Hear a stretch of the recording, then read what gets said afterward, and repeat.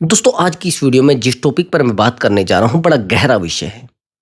बड़ा सोचने वाला टॉपिक है। इस टॉपिक पर बहुत ही कम लोग बात करते हैं और इस पर बात करना बड़ा आवश्यक है, बड़ा जरूरी है भाई। क्योंकि इस विषय से हम लोग हटते जा रहे हैं। दुश्मनी हर व्यक्ति के जीवन में है और दुश्मन भी हर व्यक्ति के जीवन में है। लेकिन जब दुश्मन अपने ही घर का व्यक्ति हो, जब शत्रुता अपने ही घर के व्यक्ति कर ले और जब बुरा हमारे ही घर के व्यक्ति सोचने लग जाए तो फिर क्या किया जाए।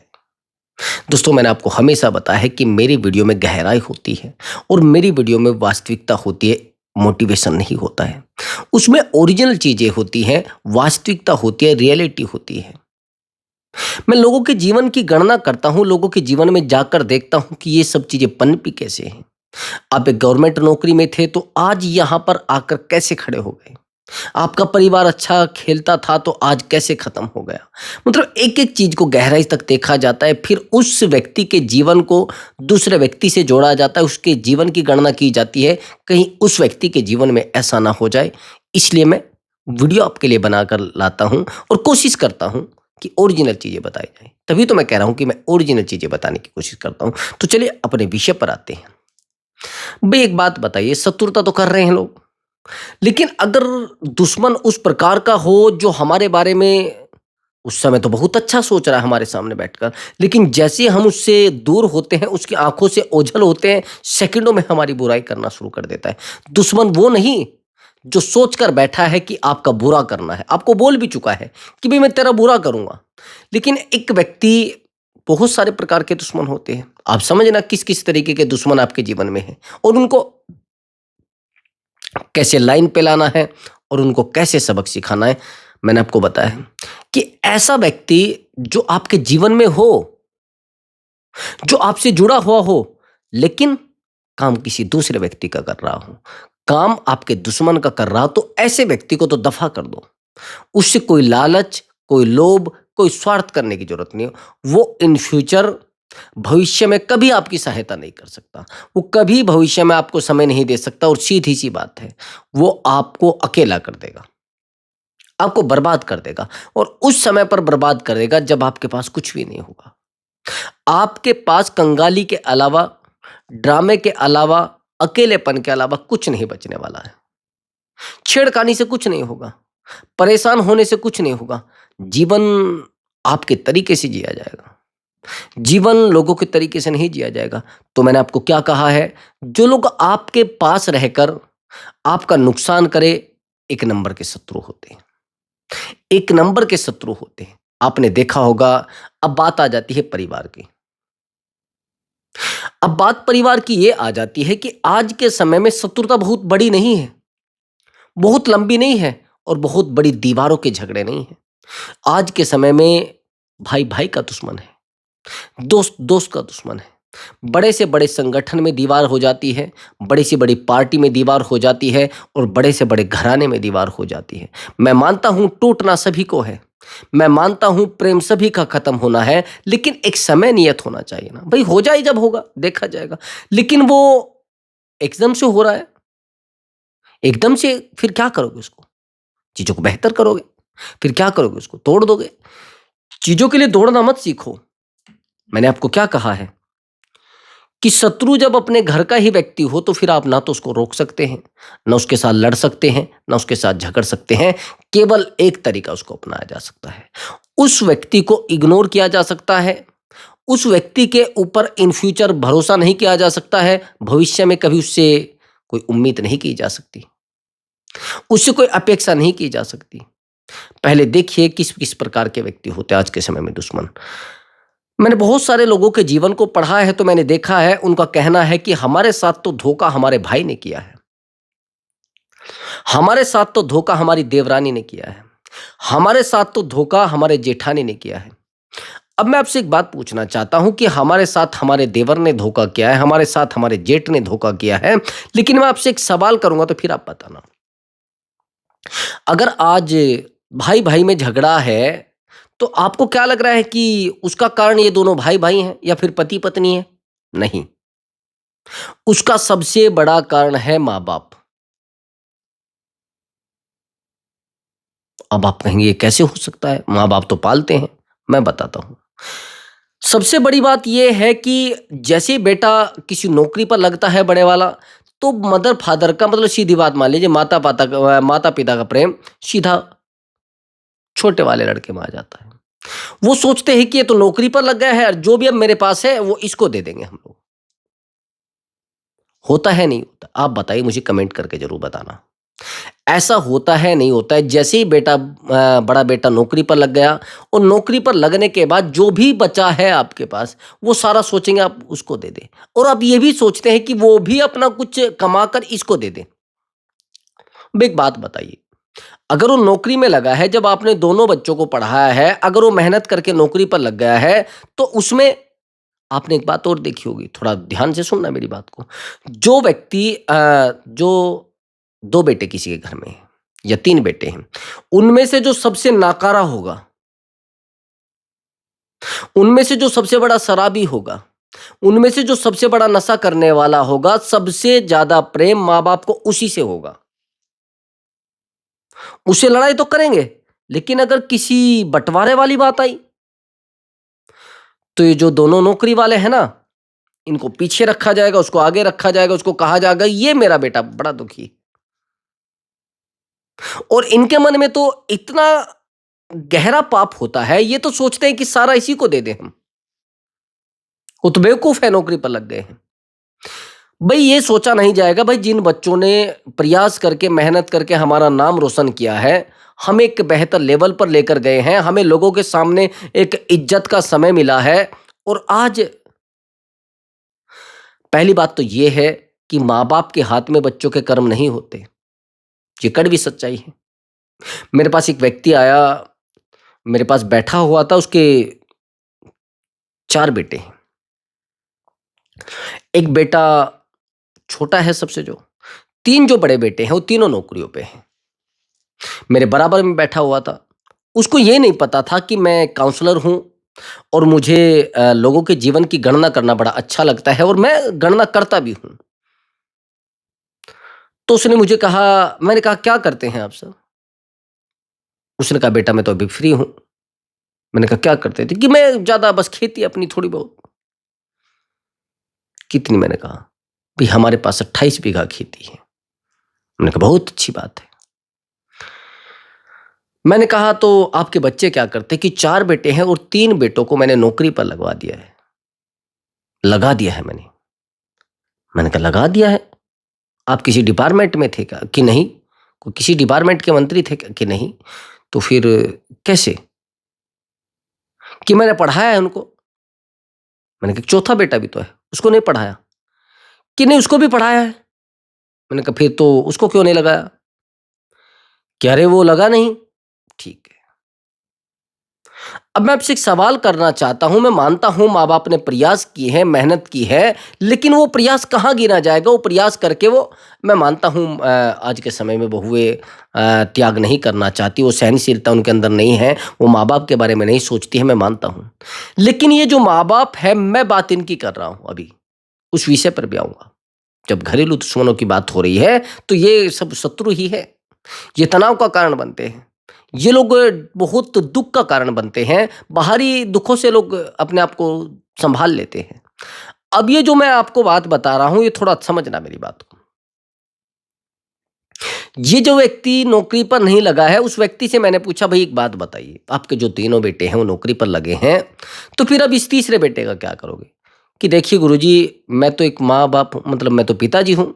मैं तो प्रयास करूँगा कि मेरा ये जो तीसरा बेटा है, मैंने कहा चलो आप बँटवारा कर दीजिए। मैंने कहा वैसे ही बातों-बातों में कि भई मैं तो प्रयास करूँगा, इस जो छोटे वाला बेटा है इसको बहुत सारी ज़मीन दे दूँ, ये कम से कम 10 या 15 बीघा, और जो मेरा हिस्सा आता है मैं भी इसको दे दूँगा। हम लोग 4 हिस्से व 5 हिस्से कराएँगे। मैंने कहा आप ये क्या कर रहे हैं? क्यों भाइयों-भाइयों के बीच में दीवार कर रहे हैं?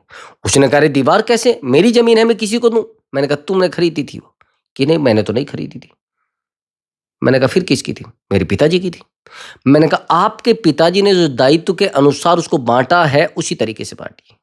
भाई गवर्नमेंट में कोई लगा है तो अपने प्रयासों से लगा है। ये क्या ड्रामा तुम लोगों ने लगा रखा है कि भई अगर कोई नौकरी पे लग गया है तो उसकी जो उसके हिस्से की जो ज़मीन है वो दूसरे को दे दो। वो तो नौकरी पे लग गया है, वो तो अपना परिवार चला लेगा। क्यों भई? उसको प्रयास करने से किसी ने रोका था क्या? फिर वो जो महिला उसके घर में आती है, फिर उसको एहसास कराया जाता है कि भाई ये देखें दुश्मन है तुम्हारे, ये तुम्हारे दुश्मन है। भाई उसका बांटने के बाद, उसको देने के बाद उसको कहिए कि ये खर्च हुआ है। दूसरी बात, सेवा का पैसा जोड़ा जाता है। कल की बात है, मैं कल ही गया हुआ था, एक जगह कार्यक्रम था। सेवा का पैसा जोड़ा जाता, भाई तू यहां था नहीं, हमने तो उसकी सेवा की है इसलिए हम जमीन रख रहे हैं।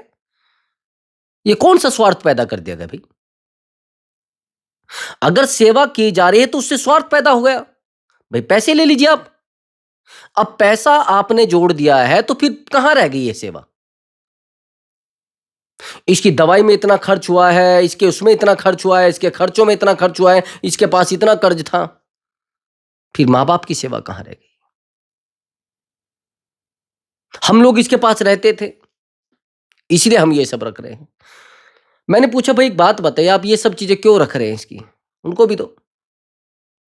अरे गुरुजी, हमने ही सब कुछ किया है, हम लोगों ने इसके पैर दबाए। मैंने कहा अच्छा, ये आप उसकी नौकरी ले रहे हैं, आप इसके बच्चे नहीं हो कि है? मैंने कहा सेवा का मोल नहीं होता।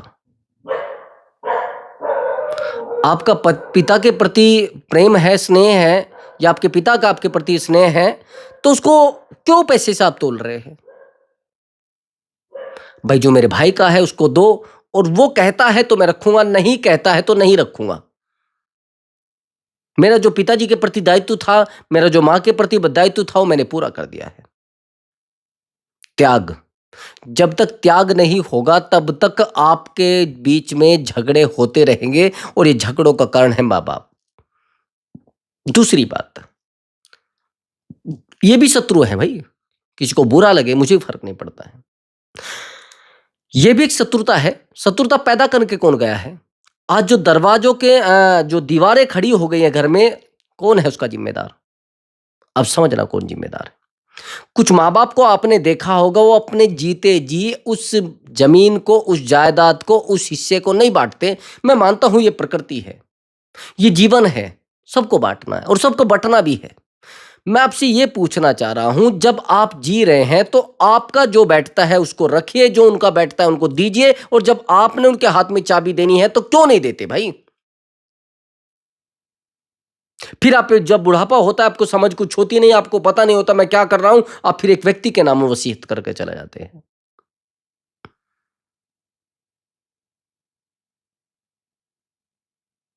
कोई आता है और बस अपना परिवार को कर देता है डिस्टर्ब।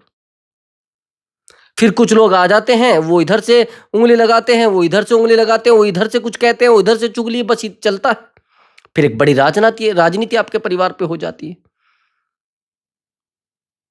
झगड़ों का कारण वो व्यक्ति है जो मैच्योर है और जिसको जानकारी है, तो अपने जीते वो फ्री कर दे उनको, ताकि कल छोटे छोटे हिस्सों पर झगड़ा ना हो। आवश्यकता क्या पड़ी है? सबसे पहले इन शत्रुओं को देखिए, इनको पहले निकालिए जीवन से। इनको तरक्की कैसे आप कर पाओगे जब सारा दिन आप कागज लिए कचहरी में खड़े रहोगे, कोर्ट में खड़े रहोगे? बेहतर जीवन की कल्पना कैसे कर लोगे जब आप सारे दिन कागजों पे ही खड़े रहोगे?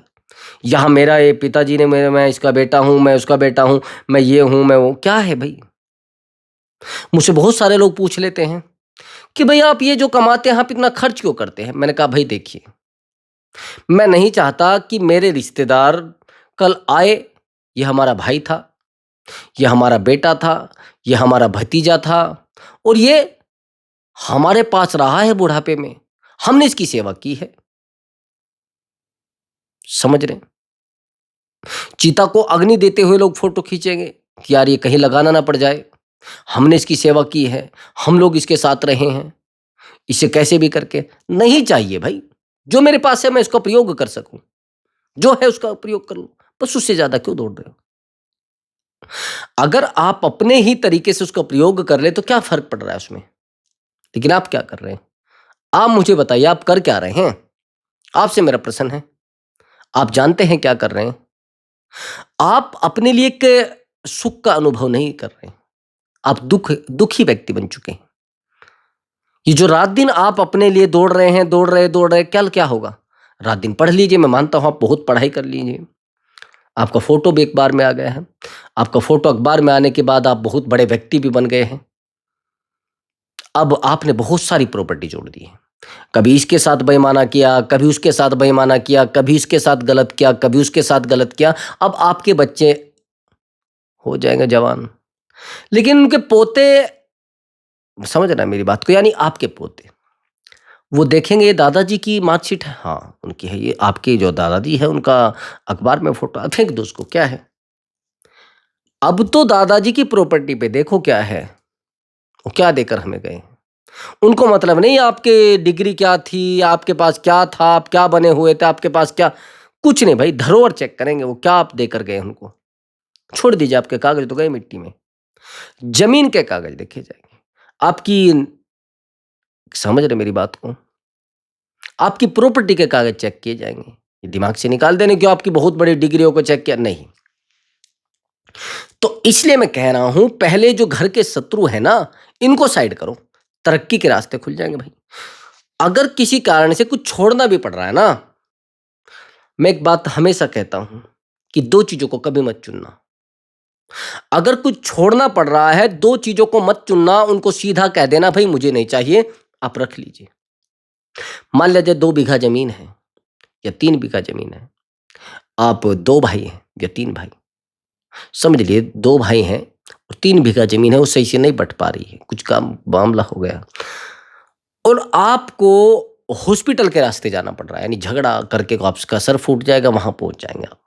चुनाव आपने हॉस्पिटल का कर लिया है। दूसरी बात, आपने अगर चुनाव कोर्ट का कर लिया है कि मैं झगड़ा लड़ूंगा, वहां पर लड़ाई लड़ूंगा, मैं मुकदमा लड़ूंगा, वो भी चुनाव मत करना। आप दे दीजिए, ले जाइए भाई, आप ले जाइए, उसको बिल्कुल मत चुनिए। यदि आप चुनाव कोर्ट कचहरी का कर लोगे तो पूरा जीवन आपका बीत जाएगा, तरक्की नहीं कर पाएंगे, क्योंकि आपकी एनर्जी वहां जा रही है। और क्या, बस जमीन का एक टुकड़ा। मैंने बहुत सारे लोगों को देखा है, छोटी छोटी चीजों पर वो कोर्ट में खड़े हैं, छोटे छोटे रिश्तों पर वो कोर्ट में खड़े हैं, छोटी छोटी बातों पर वो कोर्ट में खड़े हैं।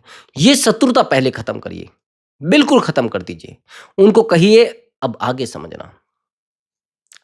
कुछ चुगलखोर भी होते हैं आसपास, हमारे घर में ही होते हैं। सबसे ज्यादा खतरा तो महिलाओं को अपनी ननंद से रहता है, और उससे भी ज्यादा खतरा रहता है अपनी सास से। ये 36 का आंकड़ा होता है। एक बात थोड़ा कान खोल के सुन लेना, सास बहू का आंकड़ा 36 का है। केवल और केवल 1% लोग हैं जो सही से रह पा रहे हैं, जो प्रेम से रह पा रहे हैं। तो आपका, आप सोच रहे कि नहीं नहीं मेरी सास ही बड़ी लड़ती है मुझसे, अगर आप लोगों के घर में जाकर देख लोगे ना, सो नहीं पाते हैं लोग।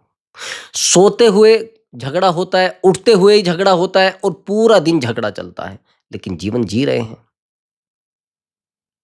अशांति आप अपने जीवन में लेकर आ रहे हैं, और जिस महिला से आप झगड़ा करें ना, वो बहुत अनुभवी महिला है।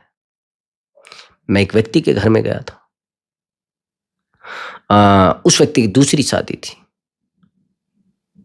और माता जी बड़ी अनुभवी, बहुत बेहतर पदों पे भी रही थी। लेकिन ये जो बहू थी, ये अनपढ़ महिला थी, इसको पढ़ाया गया, पढ़ने के बाद इसका अनुभव बढ़ा, और जिस डिपार्टमेंट में वो थी उसी डिपार्टमेंट में उसको काम करने के लिए छोड़ा गया। अब मैं आपसे एक बात पूछना चाहता हूं, जिस महिला ने पूरे जीवन संघर्ष किया हो, पूरे जीवन लड़ी हो, पूरे जीवन समाज को देखा है, क्या ये महिला 30 साल की उम्र में उस महिला की बराबरी कर पाएगी? वो तो झगड़े में भी नहीं हारेगी, उससे गाली गलौच में भी नहीं हारेगी, और किसी से बहस करने में भी नहीं हारेगी। अब ये सोच रही है कि मैं उसको हरा दूंगी। ये बेफिजूल की कहानी है ना। वो ताकतवर महिला है, लेकिन किस फील्ड में? उसी फील्ड में जिसमें वो है। मत हराइए भाई, मत हराइए अपनी सास को, और मत हराइए अपनी ननद को। क्या जरूरत पड़ी है? मत करिए बात। अगर चीजें बिगड़ जाती हैं, खाना बनाने पे झगड़े हो, तो भाई किसी एक काम वाली को रख लो। ज्यादा झगड़े हैं, अब आप कहेंगे गुरुजी पैसा कहां से देंगे, और ये 2-2 नौकरियां घर में आ रही है, उनका क्या करोगे? रोज रोज झगड़ों से ठीक है। अगर यहां भी झगड़ा नहीं होता, भाई मेरे फैमिली में एक बार बहुत ज्यादा झगड़ा हुआ था, मैंने परिवार से दूरी बना ली थी, यकीन मानिए। और परिवार से दूरी बनाने के बाद आज मैं आपके सामने बैठा हूं। मैं कभी नहीं झगड़ा। एक समय था, मैं कपड़े उठा कर ले आया था वहां से, मुझे पता था कि अगर मैं ज्यादा गहराई तक जाऊंगा या तो इनको चोट लगेगी या मुझे चोट लगेगी, परिवार खत्म हो जाएगा, हम लोग भी खत्म हो जाएंगे, जीवन ठीक नहीं रहेगा। कोई व्यक्ति अपने मन पे ले लेगा, कोई गलत कुछ कर लेगा। क्या आवश्यकता पड़ी? इन लोगों से बचना है तो अपने आप को शांत करिए। उन लोगों का काम है, उनको नॉलेज है वहां पर, उन लोगों का काम है चुगलखोरी, बहस करना और लोगों के साथ झगड़ा करना। वो पक्के हो चुके हैं, समझ लेना मेरी बात को, वो वहां पर पक चुके हैं बोल बोल के, और चुगलखोरी के बादशाह हैं। उनके पास डिग्रियां हैं भाई। अगर आप ये सोच रहे कि आप उनको हरा दोगे, आप उनको रुला दोगे, आप उनको अकेले कर दोगे, नहीं, वो तो माहिर है, और माहिर लोग नहीं हारा करते मेरे भाई। थोड़ा पेशेंस रख के, थोड़ा मजबूत बन के अपने ऊपर काम करो। जब तक आप खुद के भरोसे कुछ नहीं कर पाओगे, जब तक आप खुद को कुछ नहीं दे पाओगे, तब तक इस समाज के सामने आप अपने आप को प्रत्यक्ष नहीं कर सकते। समझ रहे हैं आप, मैं प्रत्यक्ष हूं। आप सोच रहे हैं कि मैं बेहतर हूं, लेकिन आप उस लेवल पर आ ही नहीं पाए हैं। अगर आप उस लेवल पर आ जाते, आप उस लेवल पे के व्यक्ति होते, तो फिर ये झगड़ा ही ना बढ़ता, फिर लोग विश्वास करते आपके ऊपर। सबसे पहला पॉइंट होता है झगड़े का सबसे बड़ा कारण, यदि आप बेरोजगार हैं, और बेरोजगार व्यक्ति के साथ भी झगड़े होते हैं, समझना मेरी, बहुत ज्यादा झगड़े। उससे भी बड़ी बात, अगर वो व्यक्ति बेरोजगार है जिसके साथ आप बहस कर रहे हैं, यदि आप किसी नौकरी पर कार्यरत हैं और आपके साथ जो व्यक्ति झगड़ा कर रहा है वो निहायती नालायक, नाली में गिरने वाला व्यक्ति है, और आप उसके सर पे चढ़े जा रहे हैं, उसको मारने जा रहे हैं, अरे तूने ऐसे कैसे बोल दिया, तेरी औकात कैसे हो गई, क्या है भाई? मैं आपसे सवाल कर रहा हूं, क्या कर रहे हैं आप? ये कौन सी बेवकूफी कर रहे हैं? नालायकी मत करो, ईमानदारी से जियो, बेहतर अपने ऊपर काम करो, जीवन बेहतर हो जाएगा और आगे आप बढ़ोगे, और सरलता से जीवन स्मूथली चलने लगेगा, सरलता से, बहुत बेहतर से। तो प्रिय दर्शकों, मैं मिलता हूं एक नई वीडियो के साथ। प्रणाम मेरे प्रिय दर्शकों।